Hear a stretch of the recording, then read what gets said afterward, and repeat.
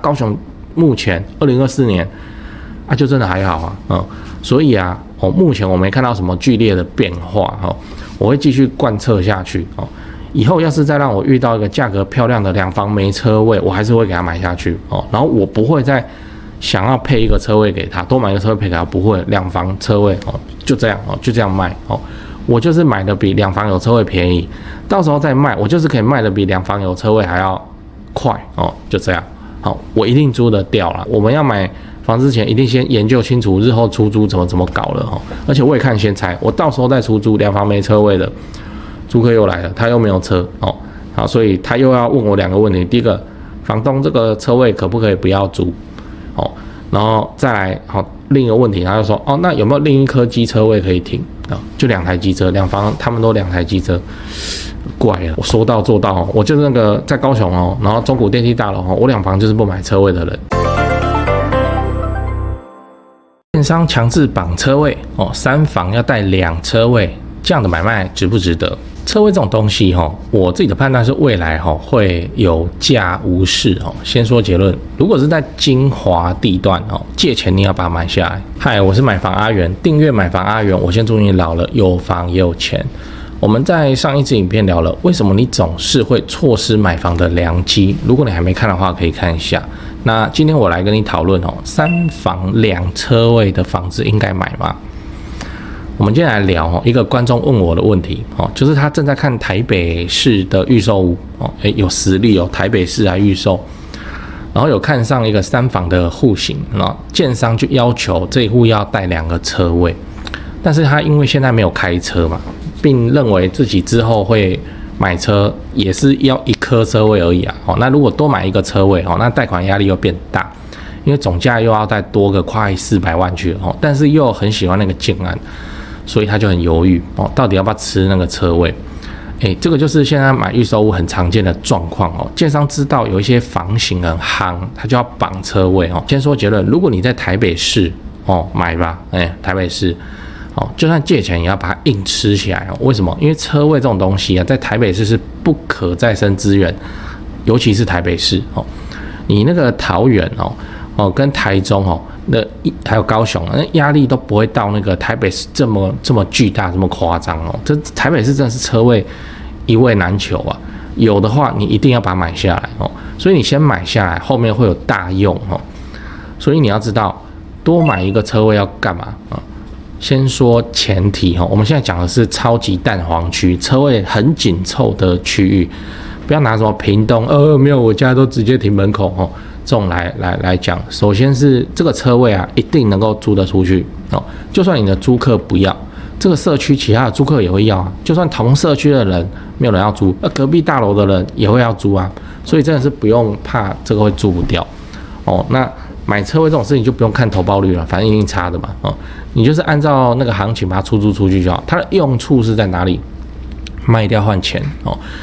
那还有一个细节要注意，就是你这个车位应该是2张权状，台北市、新北市现在都这样我们高雄还是很流行，就是反正就是车位都在那个权状里，北部还是比我们先进就只能这样讲。好，所以你的标配应该是3房带1车位，然后另一个车位拿自己有自己的1张权状，这样你未来卖房子的时候你还是可以卖3房带1车位，房子很好卖真的，你又台北市又新房子又3房带车位，很好卖。最后你要知道，车位这种东西无所谓行情价行情价。我知道这时候你就会想问那另外一个独立的车位的权状要干嘛？我跟你说，你就放着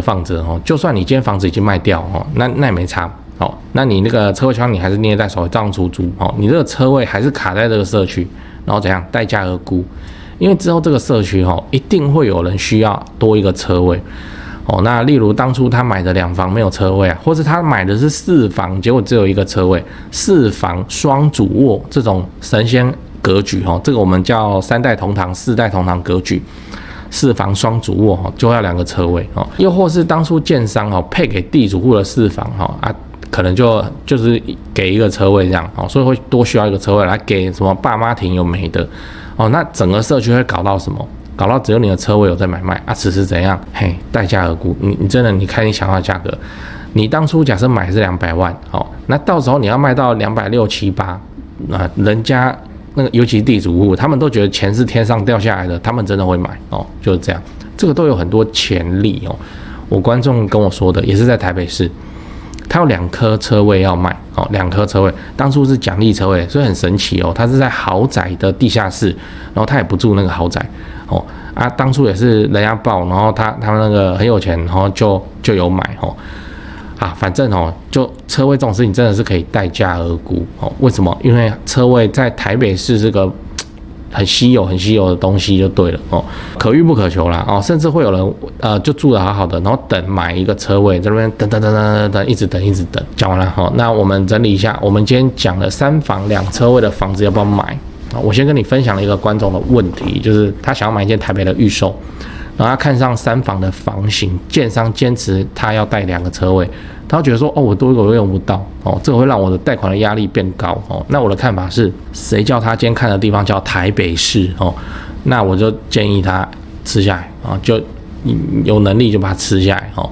因为台北市寸土寸金啊，车位这种东西，哦，你先吃下来，未来有很大的好处，真的，那间车位。你到时候你要卖的时候，也不是说硬卖给下一手什么2个车，我告诉你也是有人会买哦，而是你可以留一张牌哦，你就留一个车位在这个社区，然后日后怎么样待价而沽，很有可能哦会发生人家高价跟你买车位这件事情啊，没办法，人家就是需要要来买，而且就是要这个社区的哦。对，我先告诉你3个东西哦，第一，我的付费会员频道1个月月付250，好。这个欢迎加入哈，直接抄我做的房地产作业就好了，这不香吗？哦，你自己去看会员影片的封面，讲的议题啊，都比平常的影片猛上好几节。哦，那会员的问题哈，我也会认真回答啊，不是会员我就简单回答，这拍谁这没办法，这个问题实在太多了。好啦，第2个，自产高雄。哦，买房阿元观众专用赖，这个是我长期配合的房仲店哦，台湾房屋美术之星店，这个不赘述了，以前的片尾都讲过，反正已经有超过2000位观众加他们哦，也超过50几位观众跟他们买高雄低总价自产的房子哦，你也可以加他们哦，他们会不定期的 po 自产用的房子哦。好，那他们的赖 ID 是小老鼠勾勾勾勾勾5个勾哦，小老鼠勾勾勾勾勾。啊，第3个自产台北新北买房阿元观众专用赖，刚刚讲高雄的吧哦，现在台北新北的专用赖哈，如果你是钟情于台北市、新北市房地产的朋友，那你就加这个赖哈。这个是我台北市房地产的前辈，当然啦，台北市的本金门槛就很高哦，你自备要超过500万，这个就是常态。哦，那你就自己加入以后，跟助理去描述你的需求吧。哦，他的赖 ID 是小老鼠掰台北哈 ，BUYTAIPEI 哈，小老鼠买台北这样。讲八卦。我再说一次，我很常讲的那个2房不买车位，因为租客都骑机车理论哦。我讲2房不买车位哦，这个是我自己的经验啊，不是什么教科书真理哦。我上次也是拍一片，也是在讲这个车位哦，车位的影片。我也是这样讲，2房不买车位哦。底下就冒出非常多的留言，说什么我不懂，我乱讲什么的哦。那我就说了哦，这就是我自己一直以来操作的经验，我是有实际操作过的。2房的租客，我在租的哦，真的他们都骑机车上下班，没有要车位。3房倒是一定要有车位，4房也是哦，所以买3房你就是要买车位，买2房哦，你就不要买车位哦。我再声明一次，我讲的是高雄市正市区中古20到30年电梯大楼这种产品哦。进不进捷运这个倒无所谓哈，反正我遇到2房租客真的都骑机车，我遇到是这样哈。所以如果你在高雄哦，你也跟我看的也是同样的产品，那你再来讲哦，不要拿台北来讲，拿台中来讲。台北市我也讲啦，就是有车位可以买的机会，借钱要把它吃下来啊。高雄目前2024年啊，就真的还好啊，所以啊，目前我没看到什么剧烈的变化哦，我会继续贯彻下去哦。以后要是再让我遇到一个价格漂亮的2房没车位，我还是会给他买下去哦。然后我不会再想要配一个车位给他，多买一个车位配给他，不会2房车位哦，就这样哦，就这样卖哦。我就是买的比2房有车位便宜，到时候再卖，我就是可以卖的比2房有车位还要快哦，就这样。好，我一定租得掉啦。我们要买房之前，一定先研究清楚日后出租怎么搞了哦。而且我也看先猜，我到时候再出租2房没车位的。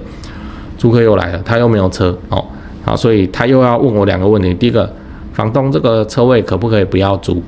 哦，然后再来好另一个问题，他就说哦，那有没有另一颗机车位可以停啊？就2台机车，两房他们都2台机车，怪了，我说到做到哦，我就是那个在高雄哦，然后中古电梯大楼哦，我2房就是不买车位的人哦。那这个也不用来泡我哦，房地产就是这样，因为整个市场基本上找不到赔钱的人，大家都是赚钱的状态，所以形成什么？每个人开口讲房地产，都有道理，为什么？他赚钱啊，哦，那就形成房地产怎么样？它的流派百花齐放，百花齐放。所以啊，你有你的道理很好哦，很好，欢迎留言哦，跟大家分享。那我也有我的道理哦，我的道理就是在高雄市中古电价楼2房，我就是不买车位哦。我就是分享我的看法，然后就像跑来留言呛我，好，那就给你呛哦。我再说一次，2房我在高雄中古电价我就是不买车位。OK， 3、2、1，好，开始呛吧。